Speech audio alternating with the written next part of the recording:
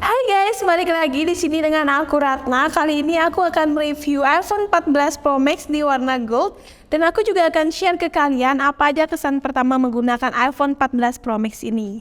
Ini dia review iPhone 14 Pro Max 256GB.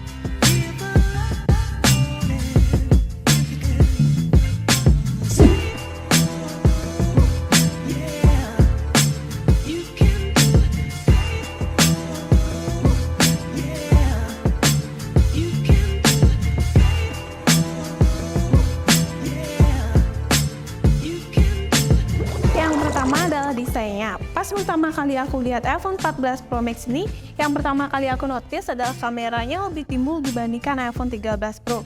Ini dikarenakan karena sensor kameranya 65% lebih besar dibandingkan iPhone 13 Pro. Dan aku juga udah ambil beberapa sampel foto dan video menggunakan iPhone 14 Pro Max ini. Selain itu, kesan pertama kali menggunakan iPhone 14 Pro Max ini yaitu di layarnya. Untuk di layarnya sangat terang karena bisa mencapai 2000 nits kalau untuk indoor. Kalian maksimalin brightness-nya terang banget, dan ketika kalian outdoor, di siang hari kalian bisa tetap lihat layar iPhone kalian dengan sangat jelas kalau dibandingkan dengan iPhone 13 Pro. Karena menurut aku cukup terasa perbedaannya karena yang iPhone 13 Pro hanya bisa mencapai 1200 nits. Masih soal layar, sekarang di iPhone 14 Pro Max ada yang namanya Always On Display, yang sebenarnya bukan fitur baru dari smartphone. Terutama kalau kalian yang menggunakan Android pasti udah tahu dari lama Always On Display. Nah, Always On Display buatan Apple ini menurut aku agak berbeda dari Always On Display yang biasanya.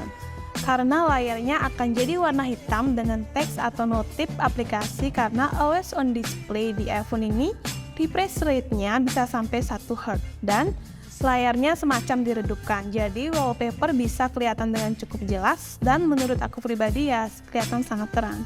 Selain itu, karena di iOS 16 wallpapernya bisa berada di atas jam seperti overlay, lock screen dengan Always On Display, nanti wallpapernya akan berada di bawah jam seperti biasa.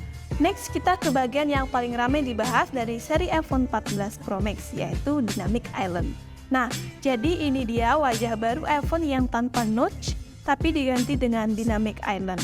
So, Dynamic Island ini bisa dibilang merupakan hasil dari cara Apple mengecilkan seluruh komponen yang sebelumnya ada di Note supaya bisa kasih extra space yang lebih besar dan juga dikombinasikan dengan software.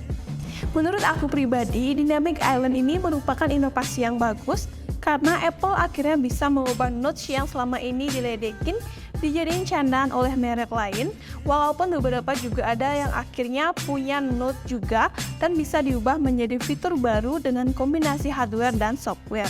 So, Dynamic Island ini bisa menampilkan aplikasi apa yang sedang aktif, nggak semua aplikasi sih, tapi kebanyakan yang sifatnya live activities seperti mendengarkan lagu, podcast, dan juga timer. Nanti akan muncul tampilannya di Dynamic Island. Kalian juga bisa follow Dynamic Island-nya untuk lihat informasi lebih detail dari aplikasi yang sedang aktif, dan Dynamic Island ini juga bisa menampilkan dua aplikasi secara bersamaan. Bisa juga membantu untuk multitasking, karena kalian juga bisa langsung buka aplikasi yang lagi aktif dengan menyentuh Dynamic Island ini. Lalu Dynamic Island ini juga bisa merubah ketika menampilkan lock screen, Face ID, mode silent, dan sebagainya. Kedepannya akan semakin banyak aplikasi lainnya yang akan support di UI-nya di Dynamic Island ini. Jadi menarik untuk lihat seperti apa perkembangan dari fitur Dynamic Island ketika digunakan di aplikasi lain. Nah, kalau kalian misalkan lagi nonton YouTube, menurut aku Dynamic Island ini lebih kelihatan kalau misalkan kalian nontonnya sambil full screen, karena ada gapnya antara bezel dan Dynamic Island ini. Berbeda dengan sebelumnya, pakai notes karena nyambung dengan bezel, jadi nggak begitu berasa. Mungkin harus dibiasain lagi soal performance, karena ada chip baru yaitu 16 Bionic. Nah, aku bisa menggunakan iPhone 14 Pro Max dengan sangat lancar, dan aku juga bisa main games dengan smooth. Kalau dilihat-lihat sepertinya nggak beda jauh dengan chip sebelumnya yaitu A15 Bionic di iPhone 13 Pro. Nah, karena di Apple Event kemarin pun Apple membandingkannya dengan chip A13 Bionic bukan dengan chip A15 Bionic. Aku yakin pasti karena ada perbedaannya tidak terlalu signifikan antara satu generasi sebelumnya. Next, kita ke bagian yang ditunggu-tunggu dari setiap iPhone baru yaitu kamera. Nah, masih sama seperti iPhone 13 Pro, iPhone 14 Pro Max juga masih menggunakan triple camera system, tapi dengan sensor yang diklaim 65% lebih besar dari iPhone 13 Pro. Dan sekarang kameranya juga sudah 48 megapiksel untuk kamera utama. Well, sebenarnya masih 12 megapiksel sih. 48 megapiksel itu kalau kalian fotonya dalam format ProRAW. Aku juga udah ambil beberapa foto menggunakan iPhone 14 Pro Max ini. Dan menurut aku ProRAW 48 megapiksel oke banget sih, karena bisa dapat detail yang lebih banyak tapi bukan overcerpen, dan kalau mau cropping juga masih bagus. Masih soal kamera, kalian juga akan notice ada tombol 2 kali ditampilkan UI kameranya, yang sebenarnya merupakan hasil crop sensor utama supaya dapat opsi focal length baru dan bisa tetap mempertahankan kualitas foto untuk kamera depan. Bukan aperture juga lebih besar sehingga bisa lebih banyak cahaya yang masuk dan ada autofocusnya.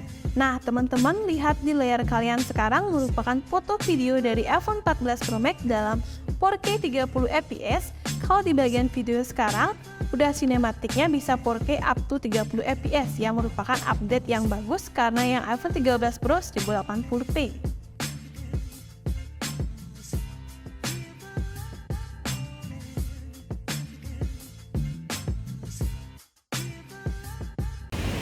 Nah, ini dia tampilan kamera depan dari iPhone 14 Pro Max Full HD 60 fps.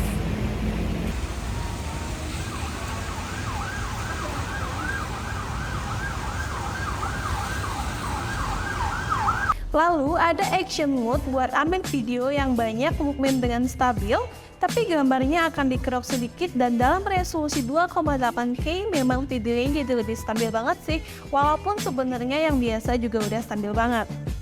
Oke, itu dia review dan juga kesan-kesan pertama menggunakan iPhone 14 Pro Max yang menurut aku pribadi sudah cukup dengan update fitur-fitur terbarunya seperti Dynamic Island dan juga kamera yang lebih bagus.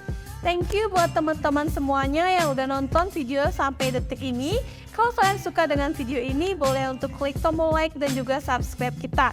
Dan sampai ketemu lagi di video-video selanjutnya. Bye-bye!